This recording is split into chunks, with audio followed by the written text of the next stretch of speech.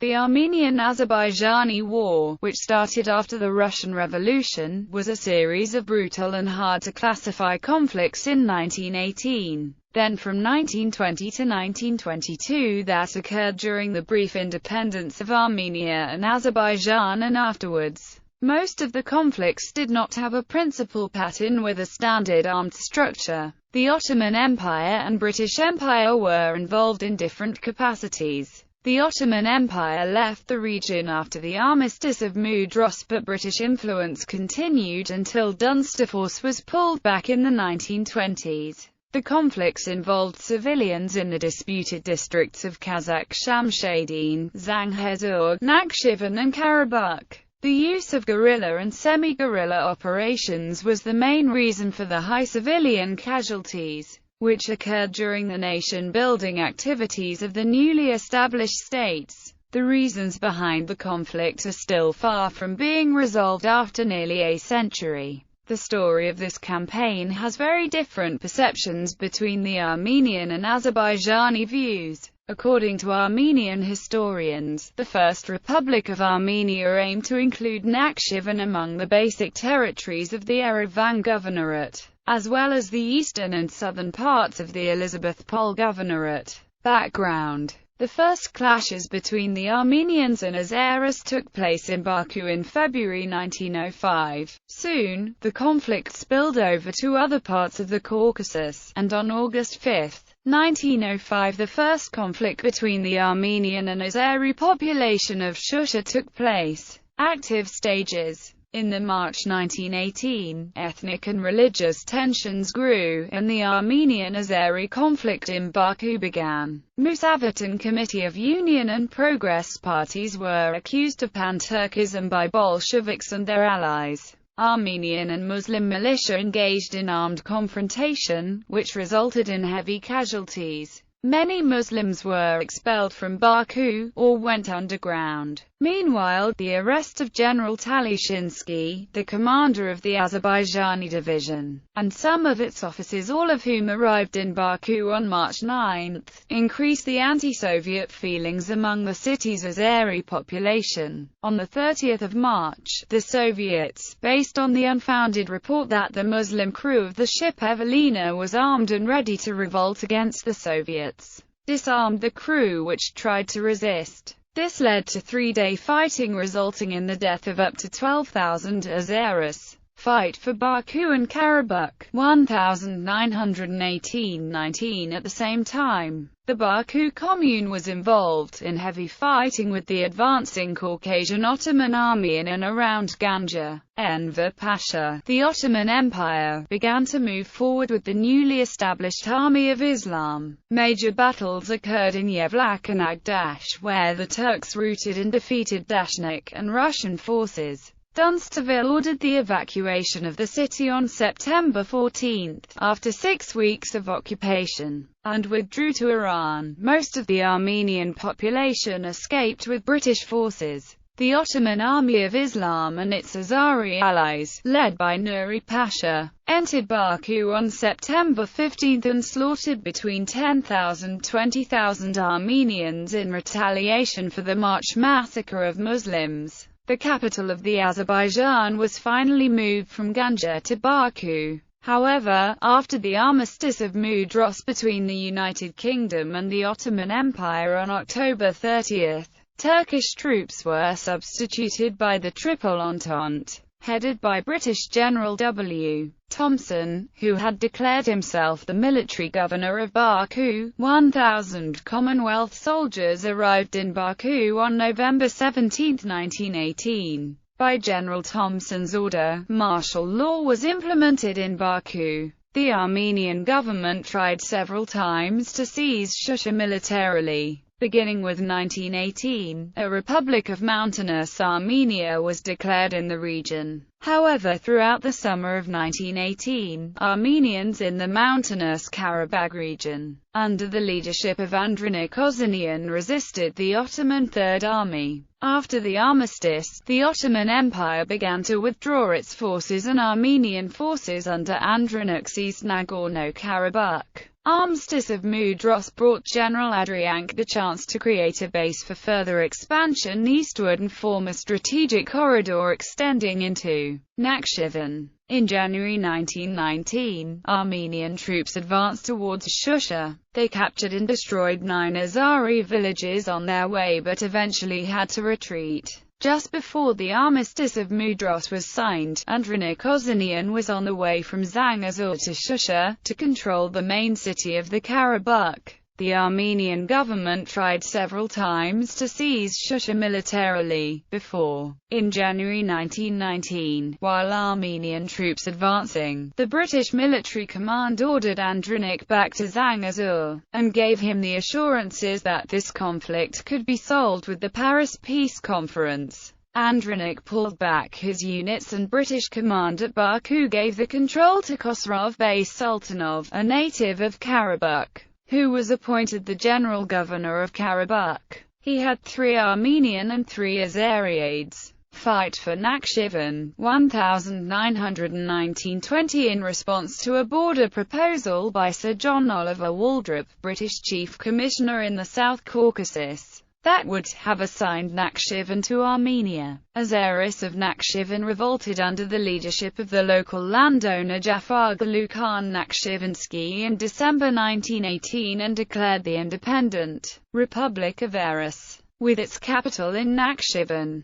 The republic, which essentially subordinated to Azerbaijan, continued to exist until May 1919, when Armenia advanced its troops led by Drasamat Kanayan into it to gain control over the region. They managed to capture the city of Nakhchivan in June 1919 and establish the Republic of Eris, but immediately clashed with regular Azerbaijani troops, which reinstated Azerbaijan's control over the city in July. On 10 August 1919, the Armenians were forced to sign a peace treaty. Fighting resumed in March 1920, echoing the Armenian revolt in Karabakh, and continued until the Sovietization of Nakhchivan in 1920, when the 11th Red Army, now including former Azerbaijan Democratic Republic troops, effectively defeated the Armenians in Ordubad and Shatikti. Despite this, Armenia continued unsuccessful incursions into Nakhchivan until November 1920. Fight for Karabakh. Early 1920. The largest Armenian-Azeri ethnic clashes in Shusha took place on March-April 1920. On the night from March 21-22, 1920, when the Azeris were celebrating spring equinox, the Armenians of Karabakh began to revolt and organized a surprise attack. On March 22-26, 1920, the Shusha massacre took place, which resulted many Armenian deaths and the destruction of the Armenian quarter of the city. Sovietization of Azerbaijan. April 1920. In early April 1920, the Republic of Azerbaijan was in a very troubled situation. In the west, the Armenians still controlled large parts of territory claimed by Azerbaijan. In the east, the local Azeri communists were rebelling against the government, and to the north the Russian Red Army was steadily moving southward, having defeated Denikin's White Russian forces. On April 27, 1920, the government of the Azerbaijan Democratic Republic received notice that the Soviet army was about to cross the northern border and invade the Azerbaijan. Faced with such a difficult situation, the government officially surrendered to the Soviets. But many generals and local Azeri militias kept resisting the advance of Soviet forces, and it took a while for the Soviets to stabilize the newly proclaimed Azerbaijan Soviet Socialist Republic, headed by the leading Azeri Bolshevik Nariman Narimanov. While the Azerbaijani government and army were in chaos, the Armenian army and local Armenian militias used the opportunity to assert their control over parts of Azerbaijani territory, taking Shusha, Kankendi, and other important cities. By the end of April, the Armenian forces were in control of most of western Azerbaijan, including all of Karabakh with the surrounding areas. Other areas captured included all of Nakhchivan and much of Kazakh Shamshadin district. In the meantime, the Armenian communists attempted a coup in Armenia, but ultimately failed. Soviet takeover May 1920 and 1921. The only solution of this dispute could come either by military victory, as basically happened in Anatolia, Zangezur and Nakhchivan, or by the imposition from above of a new structure by an imperial power. After the British failed to impose a settlement, the imperial arbiters turned out to be the Bolsheviks,